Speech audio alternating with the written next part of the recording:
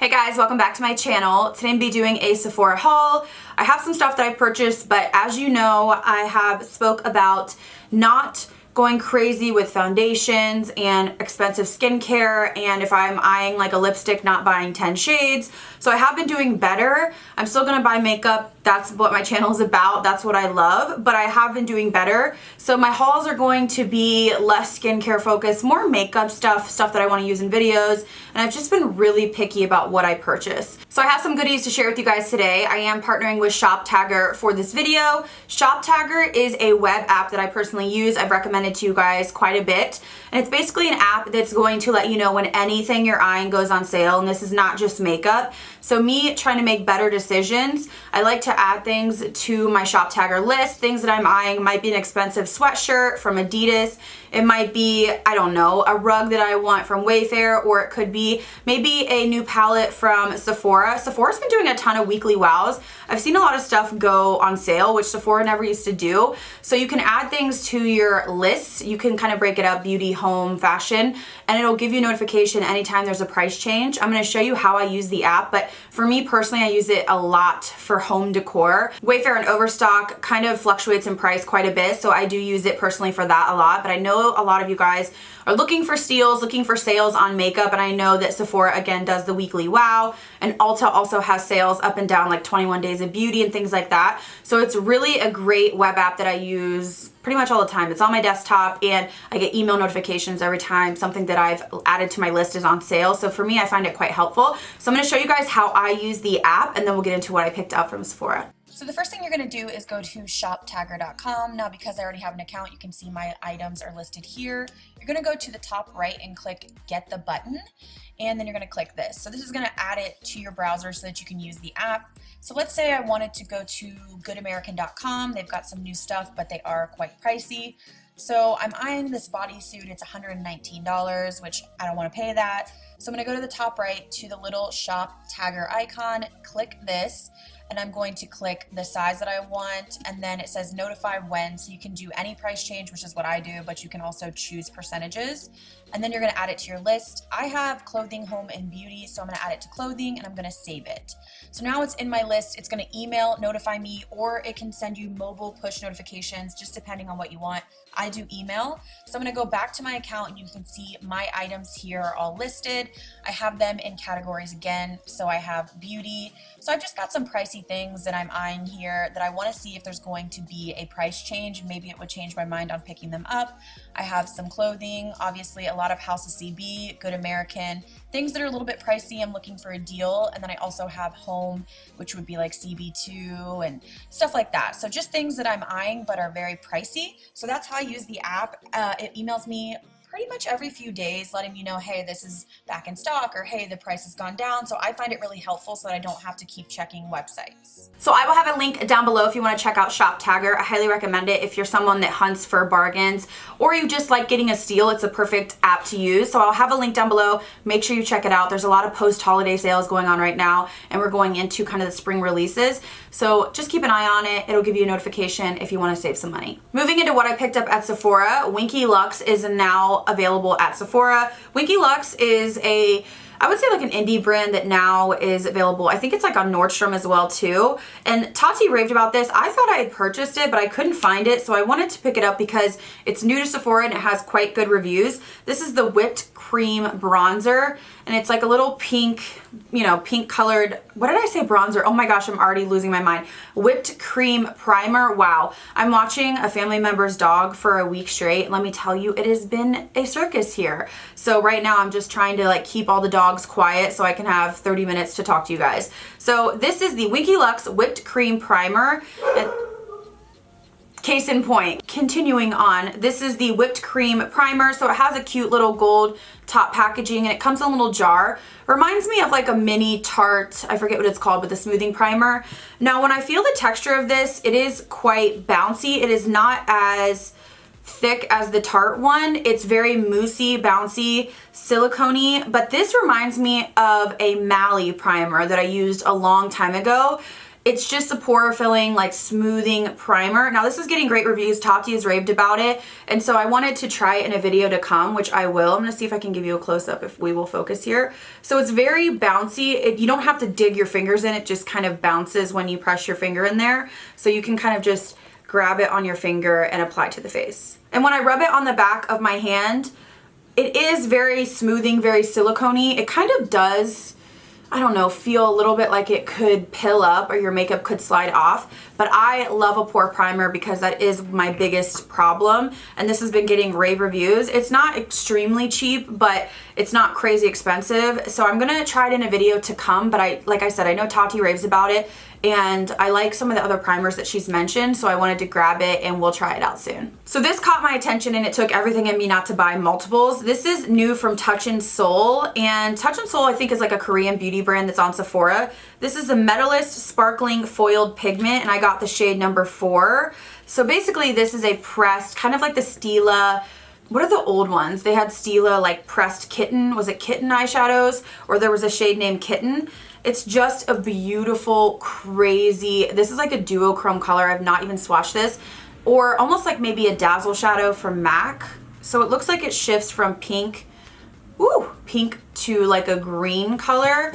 I'll swatch it on the back of my hand. And this is supposed to be, I believe, no primer needed, no glue. So it's like a green, oh my gosh, it is duochrome. It's green to pink to yellow almost. Of course, I just thought this would be beautiful to pop on the lid. I'm gonna show you a close-up. I think Tati did try a couple of these. I'm not sure which shades. So upon swatching it, it looks really pretty. It looks exactly how I kind of envisioned it. We'll see how it applies on the eyes when I try it in a video to come, but I feel like it's getting a little bit of mixed reviews. I will say the packaging, I've heard this over and over from this brand, just feels a little bit cheap. It really does. I believe this was maybe $16, kind of in that wheelhouse, don't quote me, but it does feel a little bit cheap. It almost feels like maybe like an Ulta brand packaging or something like that. But I'm not crazy big on the packaging. As long as the product works and is beautiful, gives me like a beautiful look, I'm not too fussy. So it's really gonna come down to how it wears and if it applies and it's really, you know, crazy duochrome beautiful or if it's lackluster. Recently, I find myself drawn to watching more natural makeup looks,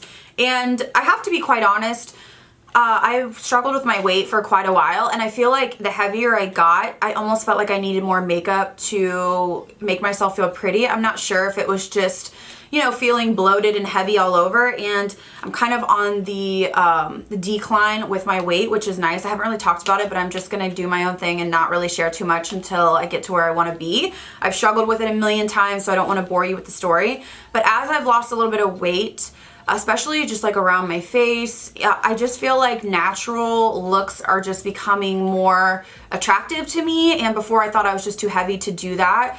I don't know what it is, but that's just my own personal thing. And I've noticed more dewy foundations look better. I feel like my skin looks better. Just, I don't know, not being so, you know, bloated, and I don't know how to describe it.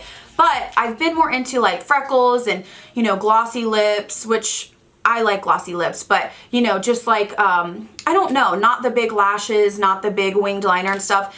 On camera, I do more of like a, you know, more intense makeup look just because I'm filming, and on camera, makeup looks different than, you know, in real life. So I picked up this Kaja. This is another, I think, Korean brand. And this is their Sweet Talk Heart Melter Moisture Melt Lip Gloss Stick. So this is more of like a sheer kind of gloss stick. I haven't even tried it, and it is in a little cute like heart little shape right there. But I thought this looked so beautiful on, you kind of click it up like a pen. This looks so beautiful on Sephora, and I just thought, you know what, for most days to throw this on with, you know, a really baby doll colored blush and some bronzer and just do your brows, I thought this would be beautiful. It is sheer, but it gives enough pigment. And what I liked about it is it just looked really glossy, really like a balmy gloss, but it still had some color. So of course I got the pink because for me, pinks just look more flattering. I am kind of getting more into pinks, so I'll have to try this out in a video. I also, if you guys are interested, you have to let me know. I bought a full, this was like 2 months ago, but I bought a full thing of Glossier makeup. I've never really tried much Glossier, a couple things like the perfume, and I can't remember what else, but I bought like full face, and I have it sitting there. If you guys want me to do a full face of Glossier, we can do that, which would be totally different for me because on my channel, I'm typically, you know, in dramatic makeup. So let me know down below, but this is something that reminds me kind of that look where you just have like flushed cheeks and your lips are just kind of like, you know, juicy and flushed, and you kind of make your brows a little bit bigger than you typically would. So this is what the color looks like. Again, it's shade number 2, Sweet Talk. I like this brand. It's a little bit different take than, you know, the typical matte high coverage makeup. And I just think this is good for every day for like a beautiful fresh look. Staying on theme with like the pink, really pretty, kind of fresh spring products. I picked up 2 of these. I couldn't resist, you guys. I wanted all of them. These are the new Buxom Plumping Lip Creams. Now, Buxom Bunny, the shade Bunny used to be, I went through tubes and tubes and tubes. That was before I was on YouTube, but just a beautiful peachy lip gloss. Buxom glosses are amazing. And these are the lip creams. Now they've had like White Russian. They've had a ton of different colors. I picked up Dolly Daiquiri and Havana Punch, which again are more of like the mauvey pinky tones. I'm kind of into those lately and I haven't worn them yet. So this one is Havana Punch. Again, just great pigment. These are, I think they do have the minty smell where they plump a little bit, but it doesn't like burn. It's just like a refreshing feel. And then I picked up the Dolly Daiquiri, which is a little bit more of a muted pink, like a mauvey pink. They're very similar, but they're so beautiful. Again, this would be something where you could line your lips, throw this on in the summertime with like heavy bronzer and highlight and just be good to go. I'm kind of moving more into that. I just want to know if you guys want to see videos like that, because I feel like when you do natural looks and you're not adding lashes and you're really doing basic eyeshadow, a lot of the times they can look very similar. So I think that's why I try to do like more crazy eyeshadow looks and whatever. But if you want to see more natural looks, we can kind of play around and maybe do like a color series, or I don't know. I just want to move into more natural looks because I feel like I'm gravitating towards just more natural stuff. I just feel like I'm kind of scrolling through Instagram and the, you know, the really like kind of drag makeup. It's pretty, but I'm kind of moving into like really flush cheeks and faux freckles and glossy lips. I picked up a couple brushes, which I typically don't do because I'm drowning in brushes, but I believe it was Samantha who said her favorite eyebrow brush was the 7B dual-ended brush from Anastasia Beverly Hills. I always have an issue with the brushes that I use not being thin enough. I mentioned in my last video, that's why I use like a Precisely My Brow to get that sharp line underneath my brow. And she said this was extremely, extremely thin and precise. So I haven't even taken it out of the packaging yet. I'm trying to get it out here. Okay, so it has a spoolie on one side, which is always a plus. And it does look very thin. I'm gonna give you a close-up. So you can see, I'm looking for how thin it is right there, and it looks really, really sharp. A brush like this is something that I need to be able to do thin enough, precise enough brows on me.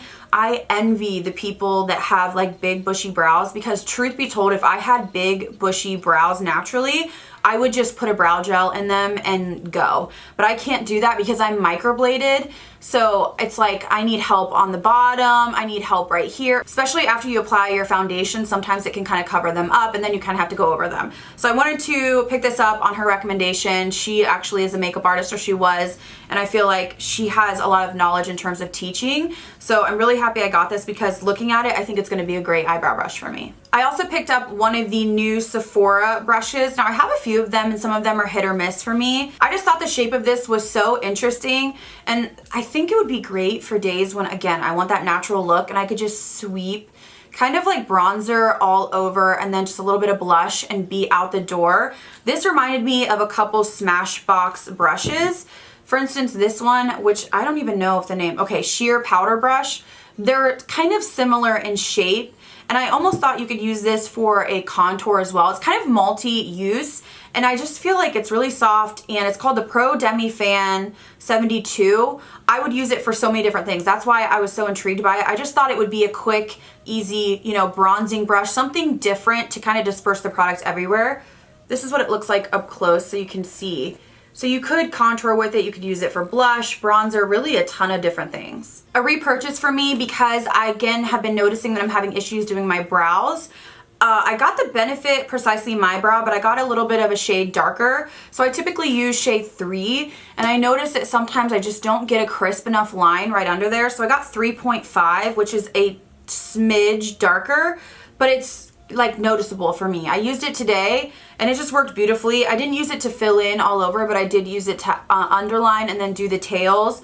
And I really love, I mean, I just love the Precisely My Brow. I know that it's, you know, pricey, but I think it's worth it, and I don't run through them quickly because, again, I don't use them to really fill in. I just needed something with a little bit more depth to help me underline underneath there, and the shade number 3 is just a little bit soft, especially when that tip gets a little bit dull. So I thought I would try 3.5, and it's working really well. And the last things I got from Sephora are actually 2 brush cleaners. So I got their Daily Brush Cleaner, the Cleanse, which is like a quick drying, and then I got their Citrus brush cleaner, which I got both of these in store. Okay, so the Daily Brush Cleaner, I believe I can't remember which one of these Makeup Shayla was using on her Instagram stories, and basically she uses it as a kind of quick cleaner for eye brushes specifically. So she just sprays the brushes and then she just rubs them into a paper towel.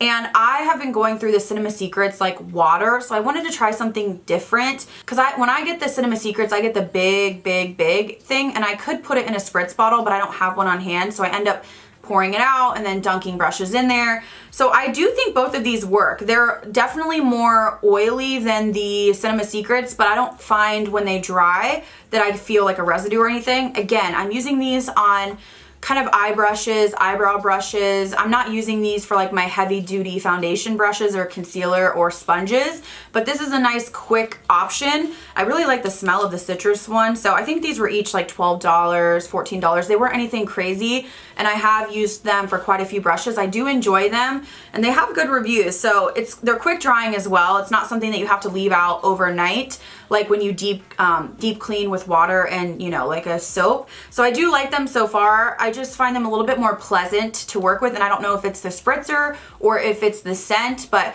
the Cinema Secrets still is just really intense if you have like a foundation brush that's like covered in foundation or something like that. Alright guys, so that is everything that I picked up from Sephora. I know it's not a ton of stuff, but I am being more mindful, as I said, moving forward and trying to really pick up things that I need, repurchases, instead of just like, ooh, I want that, I want that. So hopefully you guys enjoyed this video. Don't forget to check out Shop Tagger down below if you want to just figure out when things are on sale and you don't have time to be like stalking websites all the time. It really helps me out. I use it a lot. Thank you guys so much for watching. I'll see you in the next video.